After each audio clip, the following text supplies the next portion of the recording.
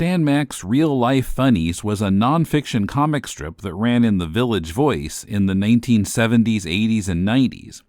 The strip was promoted as being completely made up of overheard conversations in New York City. This week I'm talking to Stan Mack about how he chose the strips for the forthcoming collection being published by Fantagraphics, and how his approach to real-life funnies changed over the years. I'll also be talking to our friend Joe Dator, a cartoonist for The New Yorker. Joe is a native of New York and was very much aware of Mack's strip when it was coming out in The Voice, and even took a class from Mack. So he'll give us a lot of context for the strip and discuss its significance. First, don't forget to take our listener survey to let us know what we're doing right or wrong as we put this show together and choose our topics. The link is in the show notes. This is Tim. And this is Joe Dator. And this is Deconstructing Comics.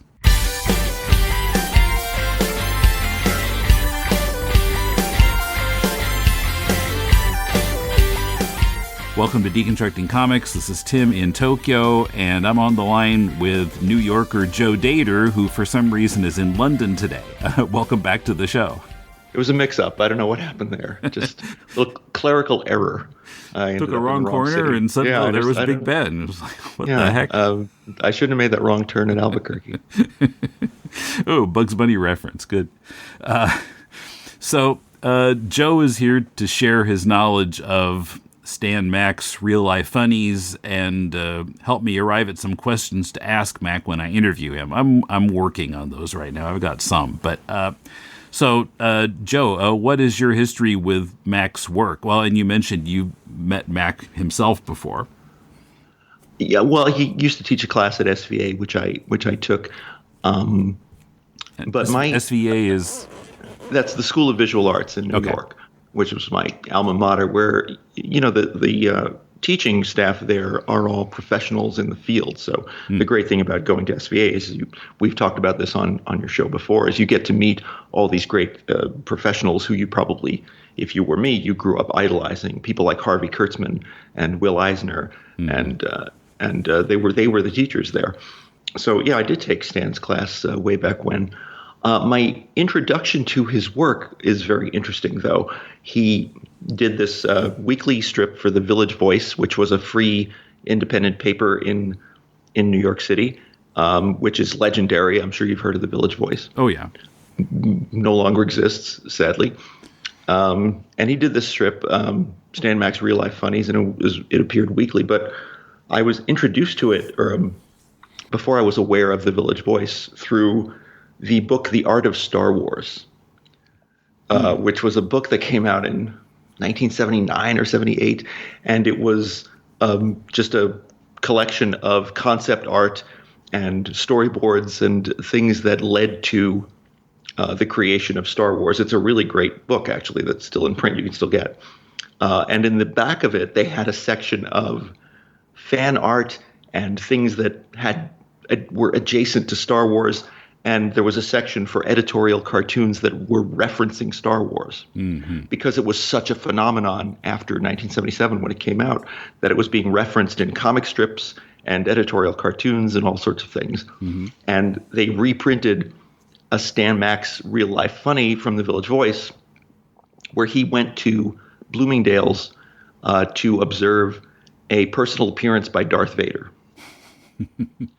And it's hilariously funny because it was that little weird period after Star Wars had come out where people weren't quite sure what it was. You know, it wasn't quite ingrained in American culture the way it became later. So there were all these people who were just in Bloomingdale's to shop who were completely confused by what the hell was going on when this tall science fiction creature walks in and people are waiting to get his autograph. And Stan Mack's observations of it are just perfectly chosen. You know, the things he's overhearing and writing down, these middle-aged ladies trying to make sense of what they're seeing and saying, "Who is this Darth Vader?" And one of them says, "He's the Dark Force," and the other one says, "Oh, the Dark Force." Oh, that's and yeah, right, and just this perfect little observed dialogue that he caught, and it's just a bunch of that. And meanwhile, it was Christmas time, so I always love the fact that Darth Vader is going down the escalator at Bloomingdale's, and he's depicted that the soundtrack of the PA system in Bloomingdale's is playing "Oh, Come Let Us Adore Him," and that's in the book Art of Star Wars, and it was my first introduction to Stan Mack's work. So it was a great way to be introduced to it. And then, of course, later on, and only a couple of years later, when I was a little bit older, I started reading The Village Voice and reading them in real time. Mm-hmm. Okay. Yeah, so as we're recording this, I'm about half done reading this book, like the PDF they sent of the, for review copy. It's many years of weekly strips there, so it takes a while to get through, and a lot of them are pretty wordy. It was interesting to me how, at the beginning, they're mostly just a collection of random comments that were heard at some scene. And then as you go, some of them become more narratives of a story that he apparently observed somewhere. So that kind of evolution was interesting.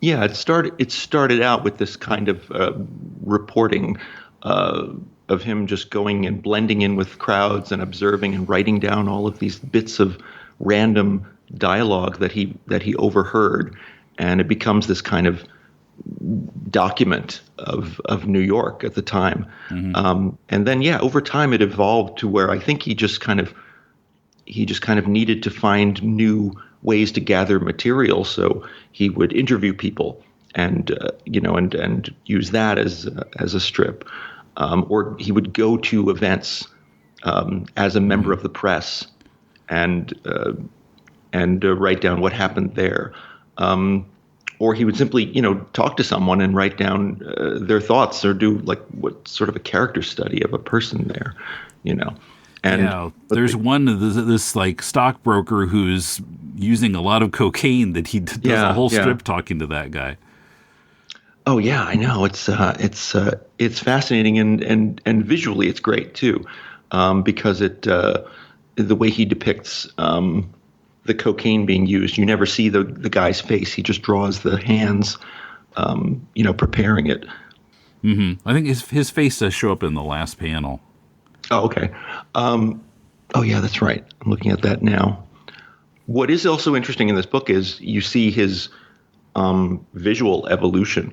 I really love his visuals and his drawing, but he became more interesting over time visually. In the first early strips, he's just got like a series of like 10 or 12 panels, and the dialogue is in the top, and the characters are very small in the frame. And then as time went on, he did all sorts of very interesting things visually, playing with the panels and using larger panels to show things.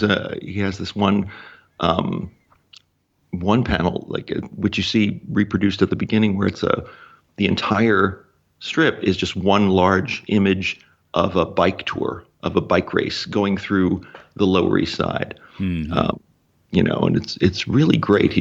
His visuals are not to be undersold here. Yeah, well, and it's a lot of the strips are really kind of sketchy looking, but then he'll surprise you. Like there's one where he apparently sat in on a meeting at Marvel Comics, and he draws a Hulk and a Sasquatch. They're like, sign that guy up. He could be drawn for Marvel. They're really, really good takes on those characters. Yeah, I noticed that he was in this sort of the Marvel bullpen. Yeah, as they used to call it. Yeah. Planning a Hulk annual, apparently in the late 70s. Yeah, the thing is, he was a really good cartoonist. What I love about his drawings is, scratchy is one word for it. He's using what he describes in his introduction as a dip pen, which I always call just a quill pen. But it's basically a nib that you dip in ink, which is what I generally work in, and it shows a real love of ink. That's what I'm seeing in these drawings, and to me, there's nothing more beautiful than the look of black ink on a white page, and great big globs of it and cross-hatching and and there's such incredible humanity in these drawings, and to me that's a valuable commodity, especially now in this day and age when we have computer art and AI art and people are drawing things in Procreate and they have all these ways of making their lines just perfect. Mm-hmm. And I love lines that are imperfect because humanity is imperfect, and so this kind of drawing is human to me. And I mean, that may be the best description of this book is human. Everything he's observing is human, and everything he's choosing to depict is there's so much humanity pouring from every page of it, and the drawings fit perfectly with that, because you see the hand of a human being in every single line in this, and that just to me is great art, I'm looking at the page where he's apparently sat in on the shooting of the video for Lionel Richie's Running with the Night. And there's a really good likeness of Richie in there, although he looks a little bit kind of vampire-ish, but you can tell who it is. And there are two rows of panels, but the separation between the panels isn't even straight. The gutter kind of goes up and then down because the panel with Lionel in it just kind of bursts out of the strip. It's got this kind of a roof on it a little bit, that kind of a shape. And it has like larger text in it too, larger lettering, and some of it has a lot of ink to it. Lots because it's shouting. I think the director is shouting, and that panel really pops out of the strip. Yeah, there's one where he's depicting some Central Park carriage horses, and you're seeing what looks to me like West 72nd Street, possibly. But he's got a single scene of that, but it's spread out over two panels. It's such an interesting choice because it could be one rectangular panel, but instead it's two square panels, but it's a rectangular scene that is separated by the panel break. And why he chose to do that, I don't know, but it's lovely. In fact, it works well. And as the strip went on, he just started doing more interesting things with the panels and breaking them up in interesting ways. Sometimes the strip would be one big panel. Like there's one that he does showing the people lounging in the sheep meadow at Central Park. And the sheep meadow is a big green sort of area where people in summertime use it as a beach, basically. And they put out towels and they lay there practically naked and get a tan.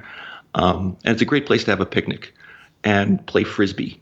And so he's depicted all of these conversations and things going on there, but instead of several panels, he simply did one big splash panel of this crowd of people on the sheep meadow and the balloons, the word balloons coming from all of them, and it's a great choice. Why break that up with panels at all? It's the sheep meadow, and you're getting the most out of the space there. Mm-hmm. So I really love that one. The one on the occasion of John Lennon's death was really bizarre because I wanted to talk about it, but I didn't want to spoil the ending of it because yes, go on. Because apparently the conversation he overheard, someone thought that Jack Lemmon was shot. Same initials. That's in my note. That's in my notes. I was wondering if you figured that one out. Because I was watching the dates for one thing, on the dates on the strips, but I did kind of, he got shot, it says in there. I think without looking at the date, I thought, okay, I know what this is supposed to be. But I didn't. It's like you don't know how to react to it because on one level it's kind of funny, but on the other hand it's John Lennon getting killed, and that's not funny. So I really wasn't sure how to react to that one. Well, there's a couple of things. Yeah, it's basically, if we just kind of describe this, it's this overheard conversation I'm actually going to call it up and find it because I have it right here on my phone. And this woman says, "Did you keep quiet for Jack Lemmon?" And this other one says, "What do you mean?" And someone says, and the other woman says, "Well, he got shot. Why should I keep quiet for Jack Lemmon? Well, he got shot, and so why should I keep quiet for him?" And this other woman says, "Well, I don't know. Millions of kids kept quiet for him last Saturday." And the final panel is this middle-aged woman says, "I wouldn't keep quiet for Jack Kennedy. Why would I keep quiet for Jack Lemmon?" And then I'm reading this and thinking, well, this is kind of a historical document. And I don't remember Jack Lemmon being wounded by a gunshot wound at the time. And I looked on the date, and it was 1980. Okay, December 1980. And I looked, and I'm Googling, was Jack Lemmon injured by... I was like, I can't find any record. I went on his Wikipedia page. There's no record of Jack Lemmon being shot in December of 1980, and finally it dawned on me. Oh, right. They're talking about John Lennon and getting the name wrong. Yeah. And I felt like the biggest idiot in the world for not making that connection. It literally took me like a half an hour to figure that one out. What I will say I to do your remember point is that moment of silence that we had. I can't remember if it was supposed to be a minute or what, but Yoko had asked for a certain time. I thought it was Sunday. The strip's saying Saturday, but my memory of it was on a Sunday. But yeah, I that was part of what kind of tipped me off, because I remembered that. Yeah. Well, these women are already getting one part of it wrong. They may have gotten the date wrong. Sure. To your point about the irreverence of it, this may not have been the only strip he did on that, because it dominated, the discourse of people for quite a few weeks when that happened. So, and the dates on these, one of my small gripes with the book is there are no exact dates on the strips. You see that Stan in the last panel has written 1280. So we know it's December of 1980. We don't know what day this was published. But I guess there's 4 weeks in the month, and he would have done 4 that month. Maybe this was the only one he did on Lennon's death. And if it is, that's fine with me, I don't like it when cartoonists get maudlin about things, and I don't like when they show the celebrity arriving at the pearly gates or any of that nonsense. I don't know about you. I hate those. So I would prefer this irreverence. And plus this is how you would get that from Stan Mack's Real Life Funnies. You're not going to get this news any other way. You're going to get it from this overheard conversation between these middle-aged women who aren't even sure who they're talking about. That's a Stan Mack's Real Life Funny. Anything else wouldn't be. So, right. Yeah. And I also love the detail that they're walking into the Duane Street Pharmacy, which of course now we have Duane Reads all over the place, which I think started on Duane Street in Lower Manhattan. That's another thing about this book is if you're from New York and you're from a certain era, this book is a nostalgia trigger. Yeah, I imagine so. I mean, not so much for me growing up in Iowa, but there were a few things that I kind of remembered, like this inflatable King Kong on the Empire State Building kind of rang a bell, and I Googled that up. It was the 50th anniversary of the release of the film that they were trying to commemorate. It was 1983. And oh my God, I remember that so well because I got up early to walk to school so I could look at it. Only because I was way up on East 68th Street and Fifth Avenue, you could barely see it. And also because even if you were close to it, it just looked like a big brown blotch on the side of the building. It never looked like anything from a distance. There are some photographs of it taken from a helicopter where you can see that it's King Kong, but anybody looking at it from the street like I was, you just saw like a big brown plastic bag hanging from the side of the building. And you see, and in Stan's strip, it's these series of phone conversations of saying, oh no, we're having a problem with its leg. It's deflated. We'll get it up in 12 hours. And then the next one saying, okay, we'll have it up in 48 hours. We're having a problem with getting the structure up there. And of course, this is what happened with it. It never worked. It didn't look good at all. And when I saw that strip, that's a nostalgia trigger. Absolutely. And there are things in there, little references in there. It's the Felt Forum. There's something about a show at the Felt Forum, a tribute to Phil Oakes, which is playing at the Felt Forum. That was the name of the theater at Madison Square Garden, which is now called the Hulu Theater, as things are called now. Things are named after websites. Yeah, exactly. But that was, at the time, it was called the Felt Forum, and that was one of those things when you were a kid, you'd advertisements. Now playing at the Felt Forum. I was wondering what the Felt Forum was. Now I know. And there's one of his strips is about the filming of a Crazy Eddie commercial. And I'm sure you know from pop culture what Crazy Eddie was. Is this like a car dealership? No, it was a chain of electronics stores. Okay.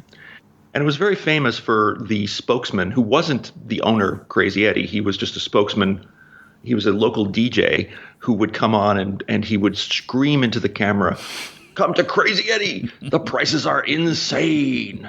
And it was kind of the template for that. I've seen a lot of parodies of that kind of thing. Yeah, you've seen Dan Aykroyd parody that. That was the template for that kind of commercial. And that guy, those things ran for years and years and years. And anyone who grew up in the New York area, Crazy Eddie was a big part of our lives. Crazy Eddie was most famous for showing how crazy he was. Every July, he'd have a Christmas sale. That's how crazy he was. And they would make a big deal out of that. He has another strip about the filming of the Al Pacino film Cruising. And the protests that were taking place at the time, because Cruising was, I think that came out in 1980 or so. It was a very big deal that was being filmed in the West Village, because it was about Al Pacino going undercover as a cop in the sort of gay S&M community in the West Village. And people who were real people in that community were very upset about this movie taking place and the image it was presenting of the gay community in the village. So they were protesting the set of the movie anytime the director was trying to film, and and he depicts that. And it's a trigger, like, oh God, I remember that being in the news for like a long time. A big deal. And I've never actually seen the movie. I've heard mixed reviews of it, actually. But it would be interesting. Again, that movie is a time capsule of New York too. It's I hate to keep using the word time capsule, because it seems like that's what every reviewer is going to say about this book. But it really is.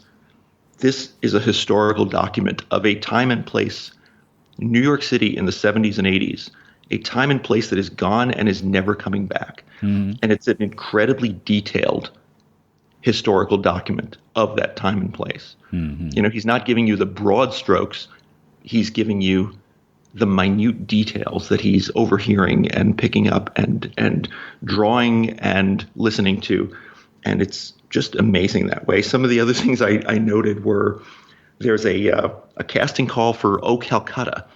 Oh Calcutta, that was it was a review. It was a bawdy sort of review that played on stage, and it was kind of like old vaudeville sketches and music in a way, but it was most notable for the fact that the cast was nude, and that made it a big phenomenon at the time. He mentions there's one that he mentions, Maxwell's Plum. That was a sort of restaurant bar in the 70s, and it was just, it's so associated with the 70s, that kind of like Annie Hall, New York. And he went there and, recorded all these, like, it was kind of a singles bar pickup joint, in that late 70s, my place or yours type singles, swinging singles culture, Oh, this is interesting. He's got 3 different strips where he meets up with a comedy group called the High Heeled Women. And observes them getting ready for shows and all of the sort of, and I looked up the High Heeled Women. They were a 4-person comedy group who would perform around in nightclubs and places at that time. And one of the founding members of that group was Arlene Sorkin, who then went on to create the character of Harley Quinn on the animated series for Batman. Ah, okay. Interesting comics connection there. Yeah. Right? Yeah. And then, so if I could mention sex for a moment. Okay. Yeah, there's a lot of it. I was surprised at how explicit some of these strips are. Yeah. I mean, it was for the Village Voice, so there was no content restriction in the Village Voice at that time. But he goes to a place several times called the Pink Pussycat, which was one of the first stores that sold sex toys in the West Village. I remember that place. It might still exist. I don't know. I haven't been back to the West Village in a long time. But I remember exactly where it was. Plato's Retreat. Plato's Retreat. Now, there's a I don't even know how I describe what Plato's Retreat was. I never went there, first of all. It was basically a sex club. It was a place you'd go there and get naked and have sex and have orgies with strangers. Wow. This was a thing that happened in New York City in the 70s. This is a real place that existed. And it wasn't even the only place like that. This is a historical document of a period of New York City that is gone forever and will never come back. And maybe rightly so. I mean, these strips were like 1980, 81. We all know what happened in the years after that. So there's a reason those places went away. Mm-hmm. And he has another one where he's meeting the people who worked for Channel J, doing shows for Channel J. Channel J, which I was familiar with because I was a teenager living in Manhattan, was basically the porn channel on public access cable on Manhattan cable television. And because it was they allowed advertisements, the content was heightened. And there were a number of legendary shows on Channel J, like the famous The Ugly George show, which people have heard of. It was a guy with a camera who would roam around New York City just propositioning women and getting them to go into stairwells and do stuff. That was real. Channel J, again, it's a document of a very specific and very weird time in New York City's history. And Stan has reported it in great detail and in a irreverent and funny way. But anyway, summing up, New York City used to be a dirty, nasty, sleazy, sexy place, which it isn't anymore. Mm-hmm. And you really get a glimpse of that here. So, yeah. Now, for me, I mean, I'm about the same age as you. I know the era. I don't know New York City nearly as well as you, but I could read this as just sort of observations of humanity. Some of it is kind of universal, I think. It's interesting on that level too, even if you don't know anything about New York or the 70s and 80s. Oh, I think so too. I mean, this reads maybe differently to me because of the places and things he's mentioning are things that I know. Sure. So I'm not sure how it would read to someone who wasn't familiar with this, but I'm glad that there's a record of it. If I have any complaint about this book, it's that it's not every single strip he ever did, which would be impossible because it would have to be over 1,000. I think. It's already over 300 pages. So. Right. And maybe I didn't even look. Maybe there's a complete archive online. I don't know. But maybe the Village Voice has a complete archive. I don't know. But if you figure 52 strips a year, and this represents about 74 to 94, so that's 20 years. It's that's about 1,000. Yeah, I would actually like to know the complete record of how many of these exist or how many of these he did. I do wish there were exact dates on these.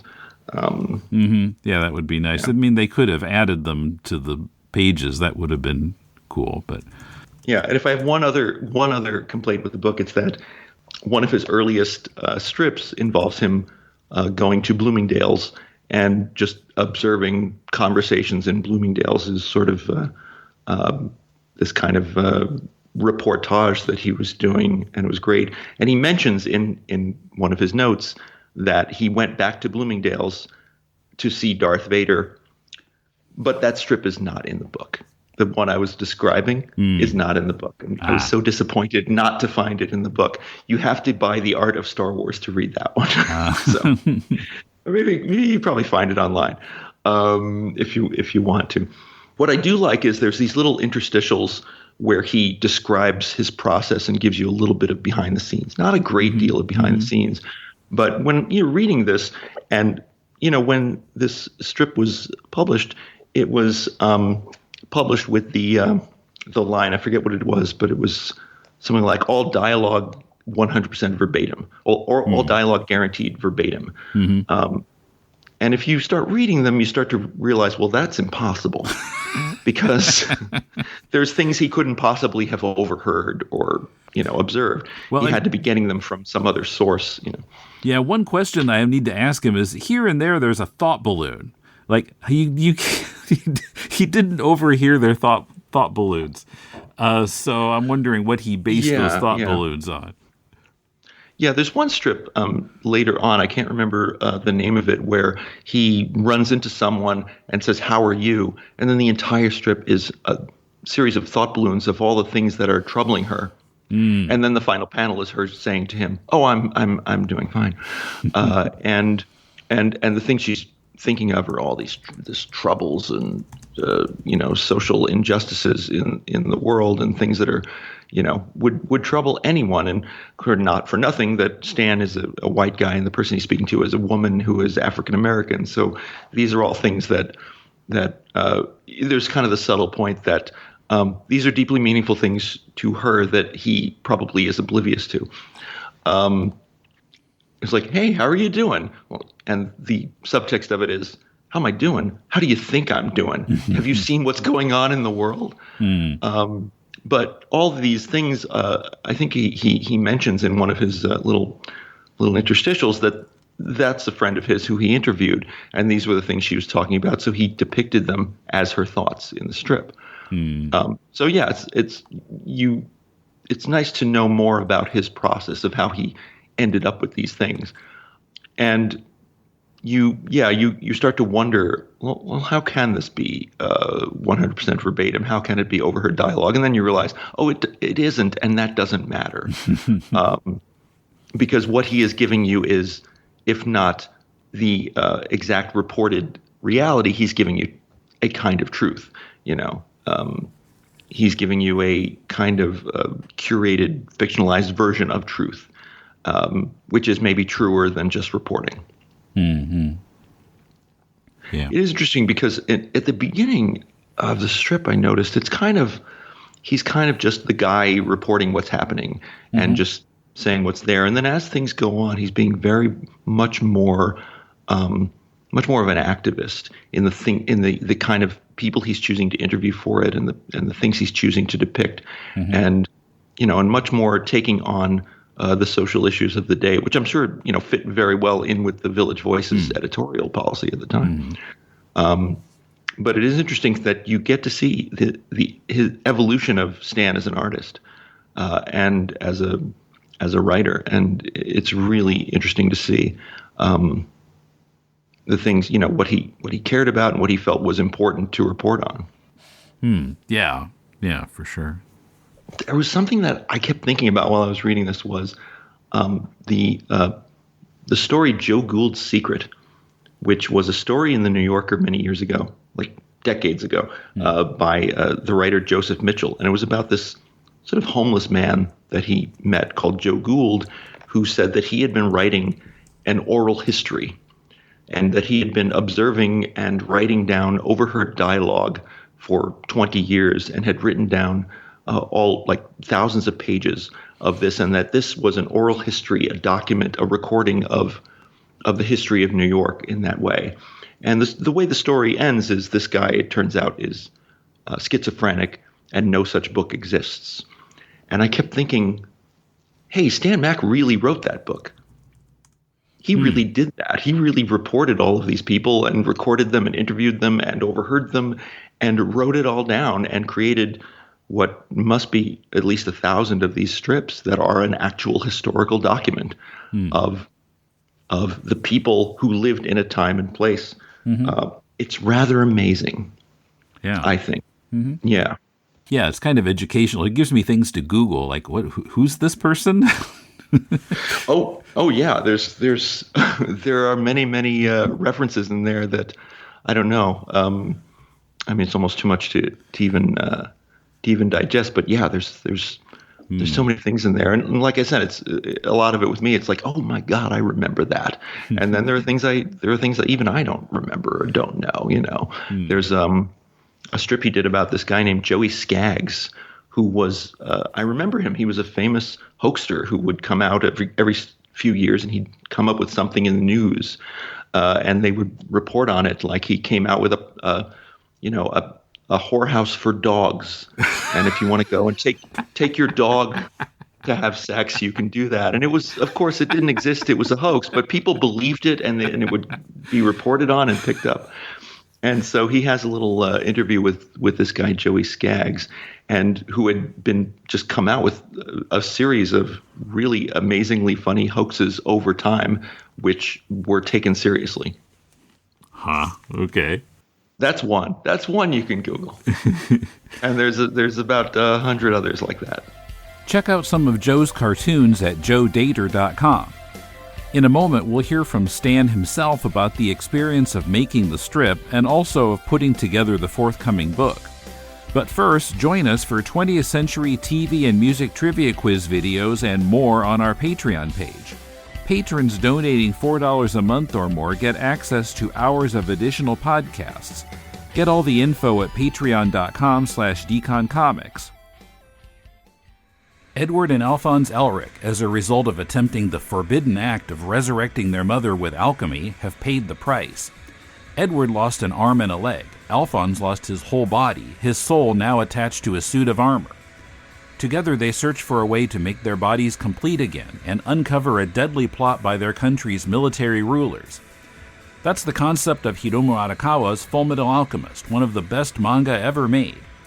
Tim and Patrick are rereading Arakawa's masterwork in search of interesting sound effects, translation errors, goofy humor, and, oh yeah, a great story. The podcast is The Law of Equivalent Exchange, a chapter-by-chapter look at the manga Fullmetal Alchemist. New episodes every other Monday, wherever podcasts are found. What are you willing to exchange? Okay, now I'm talking with Stan Mack himself, who is in, of course, New York City. Welcome to the show. Thank you, of course. Well, I mean, it feels like of course anyway, because the strip is all about New York, so, and it was a New York publication and so on, so... Yeah, although I stumbled into it. I come from Providence, Rhode Island, a long way away in many ways from New York City. So when I hit town, it was a major shock. I see. Well, how old were you when you went to New York then? Well, I went to RISD and graduated in the late 50s and came to New York in the early mid 60s and started as an art director and as an illustrator. In those days, illustration was a pretty good deal. There was lots of advertising and even editorial work to be done. Okay, so then you must have been like in your 30s when Real Life Funnies started in 1974. Yeah, I'd have to do the math, but yes. Okay. I had a bit of a career before that as an art director at the New York Herald Tribune. People may even remember back that far. And then the New York Times. So a lot of the Real Life Funnies came right out of my experiences as an art director working with so-called new journalism reporters, more than comics. Okay. Yeah, so I finally got through the book.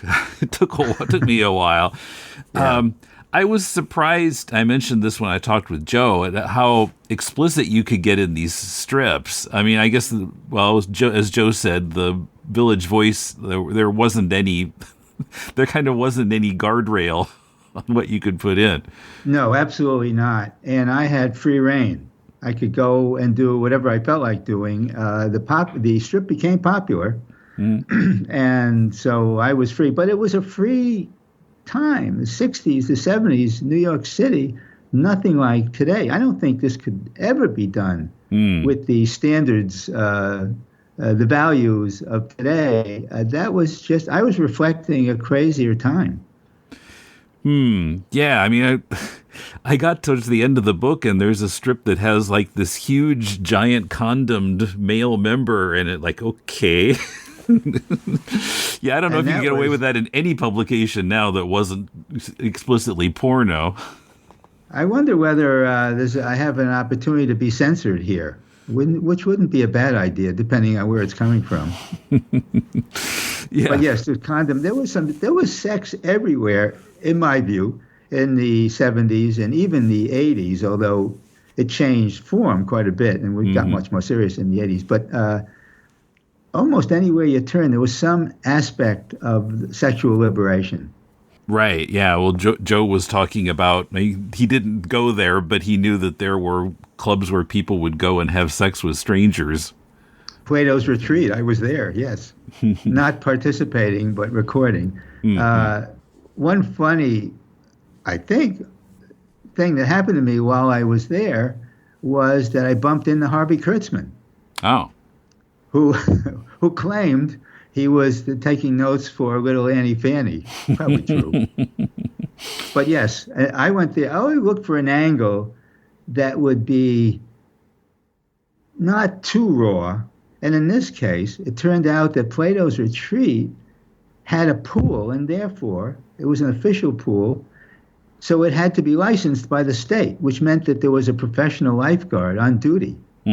So I hung with the lifeguard. Of course, most of the action was taking place at the shallow end of the pool, while he was worried about was people getting in trouble in the deep end. But that's not what they were there for.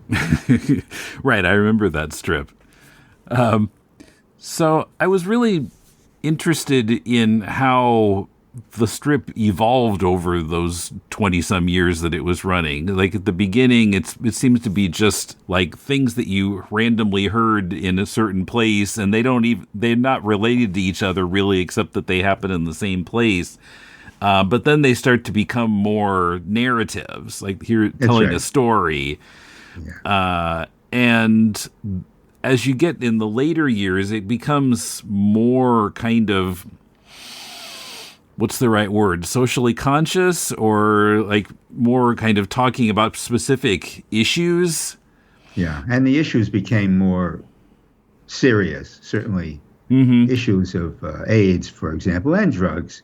It was a livelier, more lighthearted topic in the early days. But you're right. And it started the way you described it, because what did I know? I mean, I had as a background newspaper columnist like Jimmy Breslin. I understood this so-called new journalism, where you put some of yourself, some of the tools of a fiction writer into reporting. So that was my background. But when Glazer said, go do it, Milton Glazer, great, renowned designer, who made the decision to let me follow up with this idea.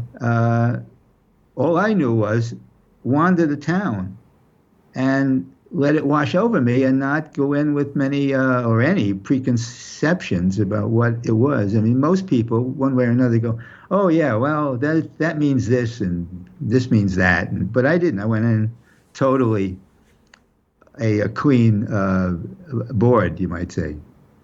So, therefore, what did I know? But as time went on, it began to be clear that it wasn't just a collection of stuff. Let's say a singles bar. I went to a singles bar because they were hot. Yeah. And I took notes, and I pretended to be a single, but a rather boring one, just so I would be able to take notes. So I would fill what I think of as a dump truck full of my quotes, back it up to the huge drawing board I was working on, and just dump them down there, and just sort of whatever fit worked, and whatever didn't or wasn't quite as punchy or interesting to me didn't make it hit the floor. But after a while, it was clear that I had to talk to the reader I had to take the reader with me to these places, and that meant having a beginning panel because they were someplace else every week. A beginning panel that said, okay, here's where we are this week. And that kind of set up a plot line of sorts, and then I would need not a conclusion exactly, but something that said, okay, we're done here, let's leave together, wherever it was. That was kind of the idea behind it. Right, and then you start to have like an avatar for yourself in the strip. You start to become a character, although Joe said the guy looks nothing like you. Well, I did have a mustache in those days, and my nose isn't the smallest, but that's true. He was a little guy, kind of a Charlie Brown character, in that it was a way for you into the storyline. I didn't have to say anything. I was just there as you, hanging out wherever I was, and you could relate to this character. So he became really the only ongoing character, except I should say from time to time I would run into the same people and do a follow-up. But for the most part, I was the continuing character. Right, and there's one case where you got somebody who's complaining about how they appeared in your strip before. I don't remember, it was because they didn't want to appear, or they didn't like the portrayal, or what was that? I think what you may be talking about is I did a strip. I won't use names here because everybody I drew in there is real, and they could find themselves if they knew where I was that day and they were at the same place. So I did a story in which a woman appeared only by telephone and was sort of the one who left the artist I was focused on. And then I bumped into her a few years later, and she really went after me because he had it all wrong in her perspective. She was not that person at all. He took advantage of her, so on and so on. It was such a wonderful example of a woman's view of relationships. There was always a kind of a serious underpinning for these stories. That I said, and she was funny, very funny. And she cartoonist herself. That I did that comic. Okay, yeah, I had the page number in my notes. It's Damage Control. Yeah. And she runs into you on the street and says, "Aha, Stan Mack, finally we meet. 6 years ago you did a strip about me and it was a lie." She was not named. Only people who knew him and knew her would understand. But it didn't matter. The strip stood on its own terms. But you may be wondering, how did I happen to be at that point where I bumped into her? And I have guaranteed this is accurate. Not verbatim. That was an editor's gimmick. But yeah, the idea that every word was verbatim, that you had heard someone say it. I could tell you how that came about. Because they didn't get it either, these editors. There was no background, no way they could understand what I was doing. Who took a comic strip format, which in those days, not like today, which is a very serious form, and tell something real? It didn't make sense to these Village Voice editors. Right, yeah, it had this reputation of, it was just silly, it was not to be taken seriously, regardless of what subject matter you were trying to show in it. And I said, this is real, guys, and every word is real. I didn't make up a word. I may have edited to fit a balloon shape. I used to say that the more someone spoke, the shorter they got, because the panel couldn't change size. But anyway, that verbatim thing was a kind of a defensive action on their part. Well, that's what he says. We don't know, but let's put his name big at the top of the comic strip just in case. But yeah, some of them I was really wondering how you knew about them. Like there's one called The Theory of Relatives. The whole thing is a couple in bed talking, and I don't imagine you were anywhere near them. That's right. When that had that conversation. While I was almost every place that showed up, I had to do, that was my conceit, that was the reality, but I needed to be a little tricky sometimes. For example, in that case, it was a wonderful story. Everybody who was ever considering formal marriage had to deal with the guest list. I knew those people. And if those people, or anybody like that, were willing to sit with me and let me grill the hell out of them and make sure it worked for me, I would run it. So that also went on. I used to say, I swear the words, I don't swear the pictures. I wasn't in that bedroom that evening. I don't think you would have been welcome. No. And there are some sexy stories that there's no way I could have actually been there, but they were friends or contacts. They're willing to put up with my grilling. And the other thing that puzzled me was that there are quite a few strips that have thought balloons in them, and I don't think that you have ESP. Right. But like there was the one, actually Joe brought it up too, where you say hello to this black woman, and then most of the strip she's thinking about all these other things that maybe you as a white person wouldn't realize or whatever. That's and right. then at the end she just says, "Hi, how are you?" or whatever. Yeah, she was teaching nonverbal communication at the college where she worked. Nadia, yes, all thought balloons were really spoken, but in the context of a certain size comic strip, I just couldn't get it in right there.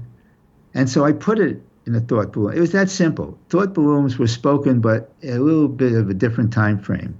But I could use it because it worked. So her speech, which I had to really write like mad to keep up with her, and I didn't have a recording. All I had was a pad and pen, ever. But that's. I was really kind of amazed at being able to keep up with her. The wonderful story about the problems of black women, especially in the later years. As you said, it did it. The comic strip did a turn. It got more serious from time to time. Yeah, in spite of it still being called Funnies, it was sometimes not the least bit funny.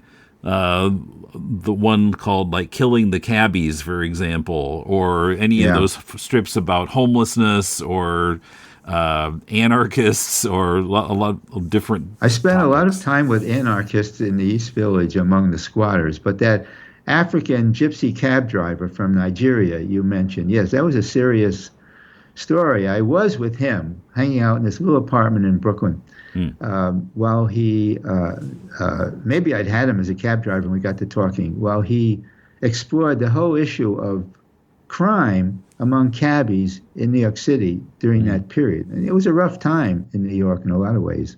So, yeah, like the homelessness, was that getting worse, or was it just that you were taking more notice of it as you were kind of evolving and the strip was evolving? I did aim the strip a little bit, but that was a big issue in those days. And squatting, I got drawn to the concept of squatting in the East Village.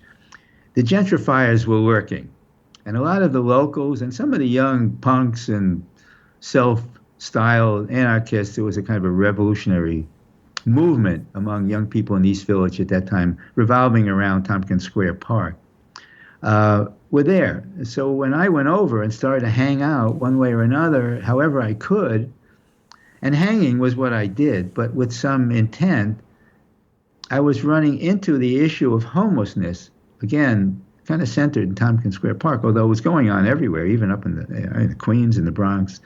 And I felt comfortable hanging out with homeless if they were the kind you could engage with. And while many were drug-addled, you might say, and difficult and having their own problems, a lot of them were there by circumstance. For example, Piero Helixer. I don't know if you saw that strip in the book. He was camped out at the West 4th Street, 6th Avenue West 4th Street station in the West Village. That's where he lived. And all of his stuff was there, a lot of books, a mattress, all kinds of things. A black-bearded guy. So I hung out with him because he was talkative. He was running for president, he claimed. This was in the middle 80s. Yeah, I think I remember that one. So he was he had problems. But he also, as he talked about his background, I realized this guy was somebody. He wasn't making that kind of stuff up. Being the famous Harvard class of 56 or 58, I forget, which turned out a lot of important people. He himself became a innovative and a respected filmmaker, experimental filmmaker, poet, and actor. I looked into it and discovered he was the real deal, but he was suffering mental issues. I finally connected with his family. His daughter has done a film about him called, I think, The Invisible Father, because she didn't know him as a kid. So every one of these homeless people, not everyone, a number of these homeless people with whom I hung out, their stories expanded into the background of how they got there. It was fascinating. And maybe the reason the stories got longer in later years is because I became more and more fascinated with the person behind that simple line I grabbed at the beginning. Mm-hmm. So not just picking up something somebody said and moving on, but getting to know a lot more about them. Exactly, singling them out from the herd, you might say. And if they were willing, over a cup of coffee or spending some time together, it became fascinating. Now, had you been doing much like cartooning or comics before this? Yeah, that's interesting. What does what I did have to do with comics of any sort? Comics as a category really didn't exist until after Spiegelman, you might say. It wasn't a category. There was no such thing as a cartoon major at the Rhode Island School of Design. And when I hit New York, it was a New Yorker cartoonist or the Undergrounds or Marvel and DC. any number. Yeah, DC, certainly the superheroes. By the way, I grew up with comics. It wasn't that I didn't understand the idea behind it. And I used many of the tools of traditional comic strip art in my comics, speed lines and exclamations and puffs of smoke and so on. But I was applying it in a little different way. These were real people. But yes, comics was in my blood. It's just that I never thought I never wanted, like many skilled cartoon artists, I never felt I wanted to do that. When I went to RISD, I wanted to be a painter or an illustrator at worst. But comics didn't exist. What I was doing was a comic strip, but with a different motivation. What's its connection? I'm very interested today, actually, because I created a whole deal, 20 years of an ongoing weekly comic strip, somehow related to the world of comics. And later on, I noticed more and more you were kind of playing with the comics form. There was a strip called If Only, where there's one panel that's kind of hanging on by one corner where it's like going to fall off the top row. Another panel that's really kind of zoomed in, popping out of the page. Do you recall what inspired you to do that with those panels? I think it was the cartoon background. After all, what do superhero comics do but have giant pictures up front? Will break into the form in one way or another. Comic artists have always played with the form, and as I got control of what I was doing as the years went on, that seemed a natural way to go, to break into that traditional format in any way I could, based on the subject matter. I once did I did a comic strip on the Marvel comics. Right. Yeah. And I think I drew the Hulk bursting out. Yeah, the Hulk and Sasquatch. Right. So, while the story was editors discussing storylines, who they were discussing was ripe for me playing with as a visual tool. Yeah, I did a lot of that, as much as I could. But sometimes the storyline so dominated that I just didn't have an opportunity to do that. I had more fun drawing people than sometimes breaking out of the panel format. I love drawing. I was a huge life drawing fan in school and even taught it for a while at SVA. Right, yeah. So Joe was in your class. Yeah. Yeah, and by the way, I was glad to hear that kind of accidentally I was able to facilitate you and him getting in touch again. Yeah, I loved it, and we did trade emails. I like to stay in touch with him. I appreciate that. I am in touch with some of the students who went on to do very well in illustration in those days, more than cartooning, but it's fun. So tell me about the process of compiling this book. It must have been difficult to choose which strips to put in. Yeah, it was 20 years. By the way, I was doing a second series for Adweek magazine entirely on media and advertising. So I was doing 2 a week. It was my world for a long time. Yeah. But so I had a 500 of the Adweeks and 1,000 roughly, weekly, 20 years of weekly strips to go through. It was lucky that I kept a lot of the originals because they're big. They're much bigger than the size they took in the newspaper. So how to go through it? A lot of what I did, I don't know about other cartoonists, but there are voices in my head that said, write this down or choose this for the book. And I didn't argue with that head. It was like a talent. We knew we had talent at one level or another for drawing. And I knew I wasn't a natural writer. But there was this little thing in my brain that said, that's good. Write that down. And the same way, I would go through all the strips and the voice would say, save this one for the book. And that's a good one, but maybe it was just too shocking or bizarre for the reader. So I left that one out.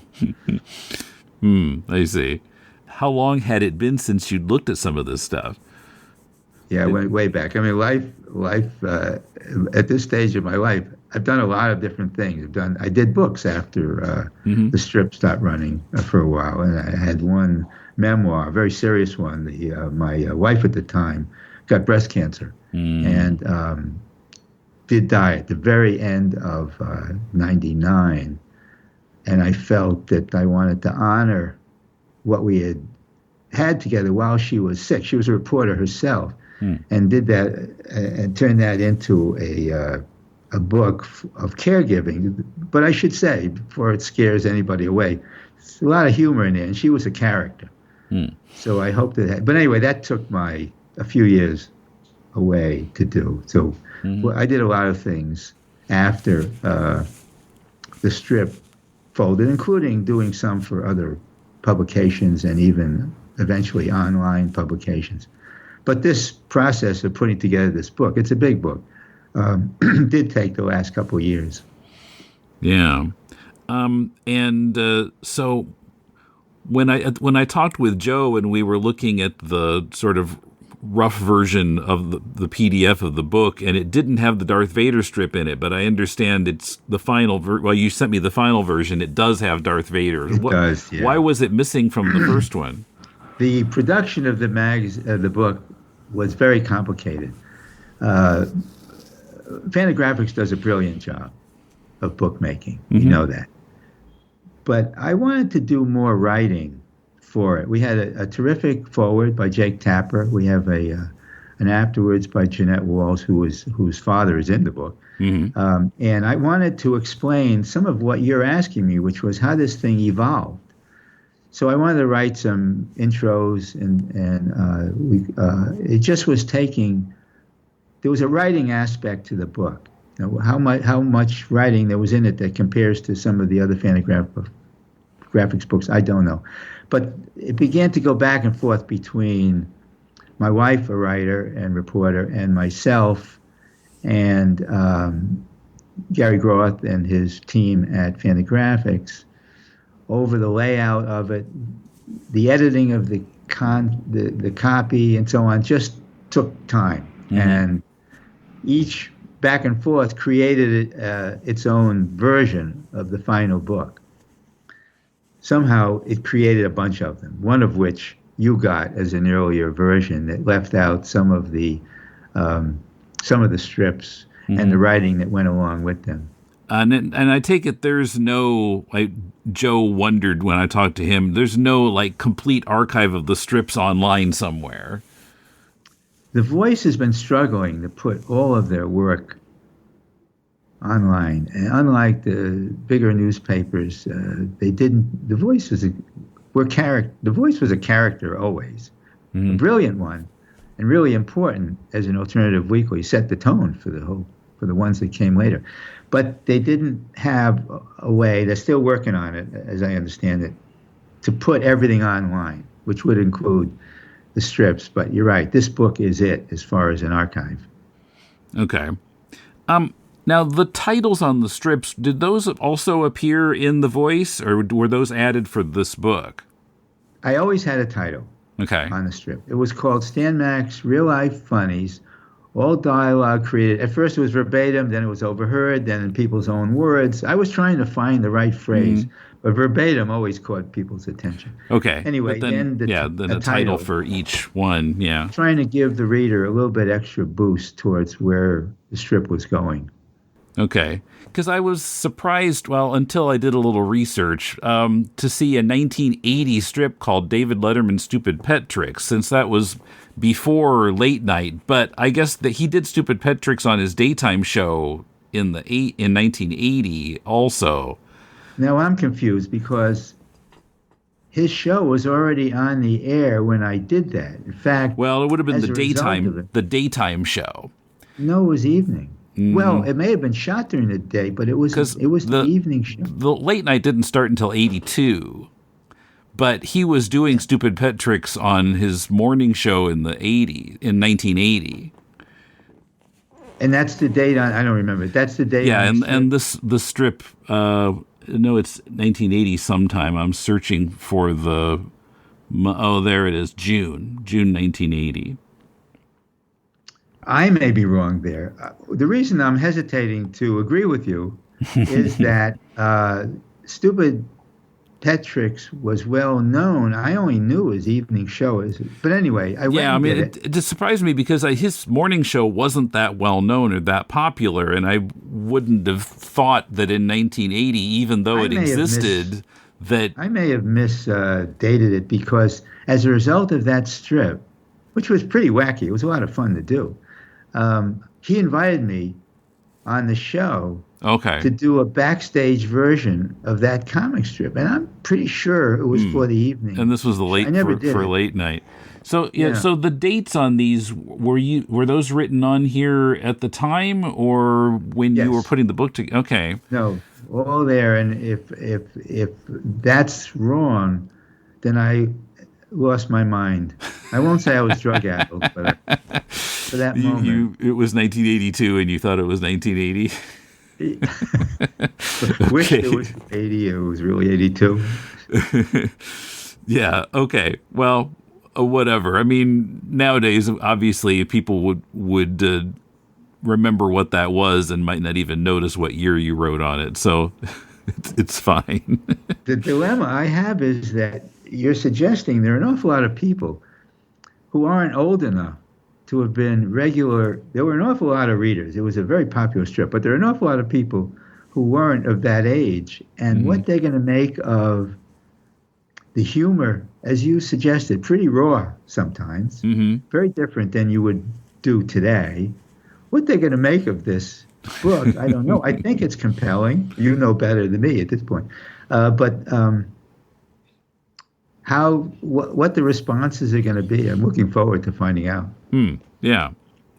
So I was wondering, after the strip ended, which I understand was not by your choice, it was new editor coming in. I know what happens when new management comes in. I had a job disappear out from under me in the same situation once. But did you ever encounter situations that you would have put in the strip if you were still doing it? Yeah. Life does go on, but I shifted my thinking. I still do them. I did a couple of series, as I said, for a couple of online publications, not that many, just a few years ago. But the world has changed. I took what I learned, you might say, about how to do reporting in the current times, and I turned it towards a couple of books I did on history, which I tried to capture some of the same spirit, the sort of bottom-up idea of reading history and turning it into, as much as possible, a kind of a attitude that was in real-life funnies. So while I can and have done them since, there, as you also suggested, I became more serious. Now, maybe the worst thing a cartoonist can have happen to their brain is to get too mature, too serious, because I would look for more newsy things today than I did then. Then it was a kind of I was an equal opportunity offender, you might say, in those days. Yeah, I'm looking at your website here. There are a number of books mentioned here. It's like some of them are maybe for kids. I've done books alone and in collaboration for each of the age brackets. I've done some history books, which could be young adult or adult. I worked with my deceased wife Janet on some very powerful books for teens at a time, YA books at a time when in the 80s kids were in a lot of trouble in schools. It's when you needed guards on the doors, and the kids were kind of confused in their thinking. There were weapons in schools. Although we're back there again, I guess. Yeah. And so those were probably, Janet Bodie is her name. You could find a few of those books still around. Yeah, and then I did a couple of kids' books. I'm looking at For Better, For Worse with Janet and you on the cover, mentioned on the cover. Some of which I always did in comic strip format, and some worked with her as pure word stories. They were all interviews, very much like Real Life Funnies. So, I can only see the cover here, which is a photo, but you drew comics in this book? I did. There were a few of them. Heartbreaking Roses was one of my favorites. She interviewed, mainly it was her interview. She had a magical ability to connect with teenagers. Quite wonderful. And being a female, she also could get in a way a guy couldn't.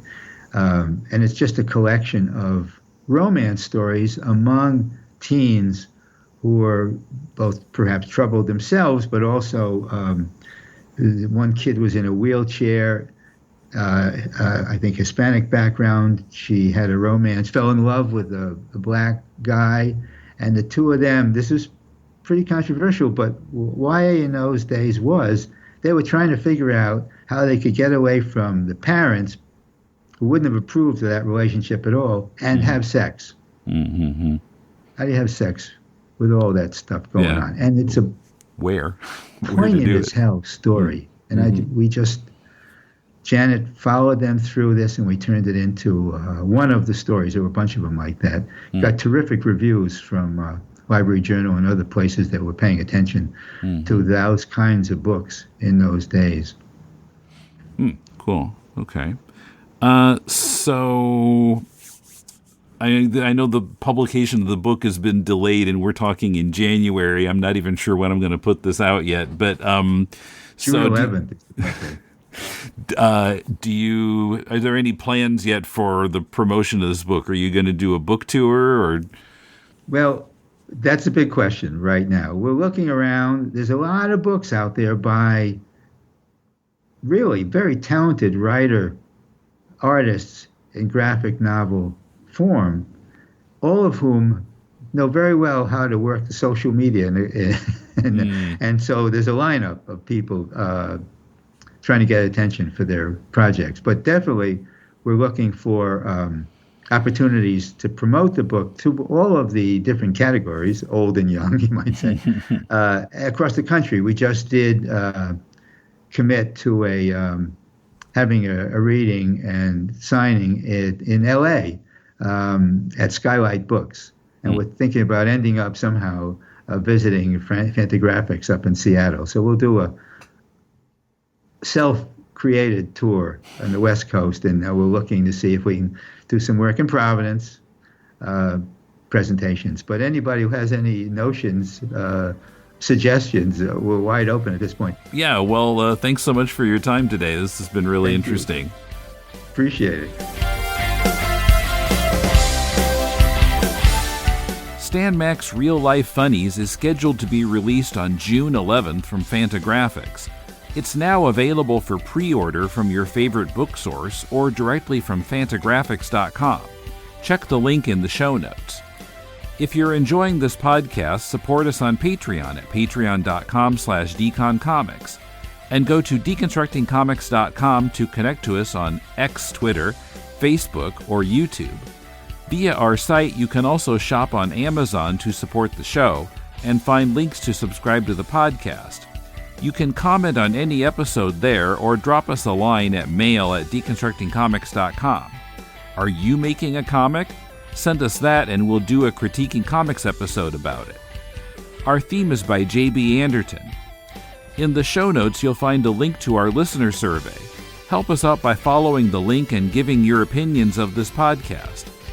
Next week, Emmett and I continue to go through Jack Kirby's 1970s work as we tackle his 1976 adaptation of 2001: A Space Odyssey, an odd combination of the Stanley Kubrick movie, the Arthur C. Clarke novel, and Kirby's own research and dramatic inclinations, which sometimes were pretty out of step with the tone of the film.